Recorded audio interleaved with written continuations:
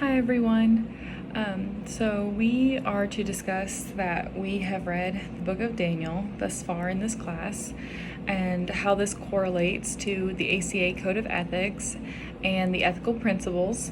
From my own personal journey through this class, I believe that the ethical principle that did not come as easily to me was the principle of justice.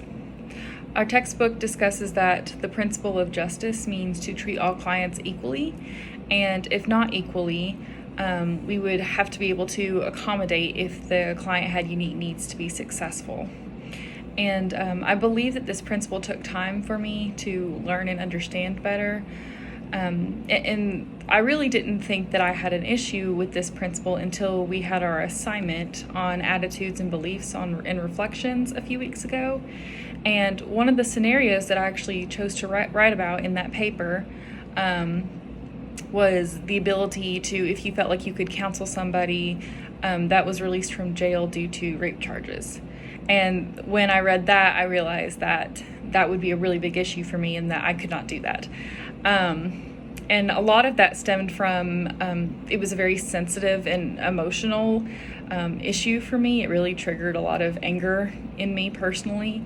And I just didn't believe that I could counsel somebody in that kind of situation. So the part of the ACA Code of Ethics that kind of helped me understand my issues with this a little easier was Section C5, which is called non-discrimination. And it states that counselors cannot discriminate due to age, culture, disability, ethnicity, race, religion, spirituality, gender identity, sexual orientation, marital or partnership status, language preference, socioeconomic status, immigration status, or any basis prescribed by law. And I really didn't think I had issues with any of that, but not being able to counsel somebody due to a domestic abuse, any kind of rape, and just feeling like you couldn't be their counselor, I mean, that also is considered you're discriminating against them. So I did not think I was holding a prejudice against the client, but that would still be considered holding prejudice and not using the ethical principle of justice correctly. And that I kind of had to learn how important it was to treat all clients the same, no matter why they're coming to counseling. This is still a learning process to me. I still consider that this is one that I need to continually work on. I feel like that I have a much better understanding and willingness to work with people in those situations, but I still need to continue to do research and educate myself to be better at counseling people in those situations. When I read the book of Daniel, one of the chapters that I believe kind of helped summarize this after reading the whole book was chapter 6 and verses specifically 5 through 12. Really do a good job summarizing how the other advisors that were under King Darius had a great amount of jealousy towards Daniel, because Daniel had so much favor with King Darius that he was actually third in command of the whole kingdom. And the other advisors did not like that. So they convinced King Darius to sign a law saying that no one else could worship anyone else besides King Darius.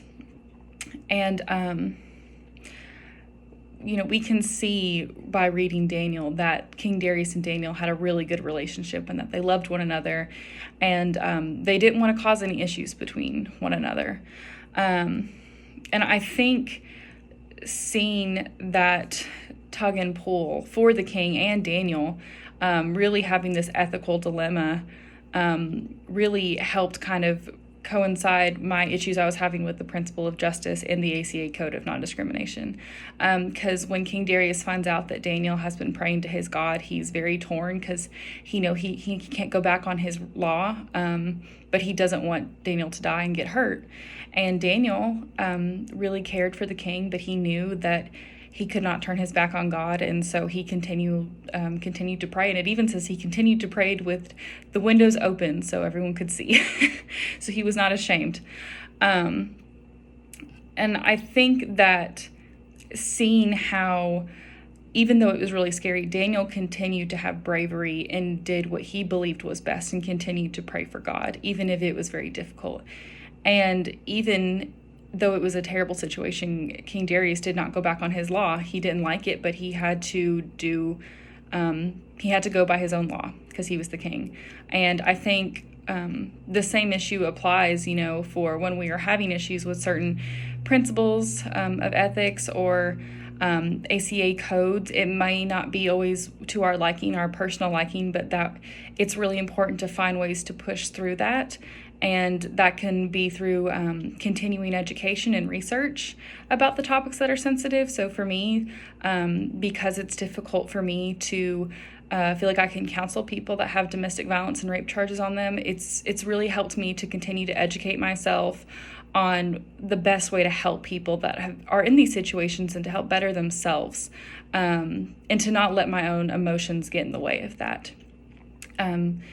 And I also think it's really important to make sure you have other professional support through that can help advise you and guide you on the best course of action. And I think that as we continue in this class, learning more ways to deal with ethical dilemmas, it'll become much more efficient and easier for us to deal with our difficulties.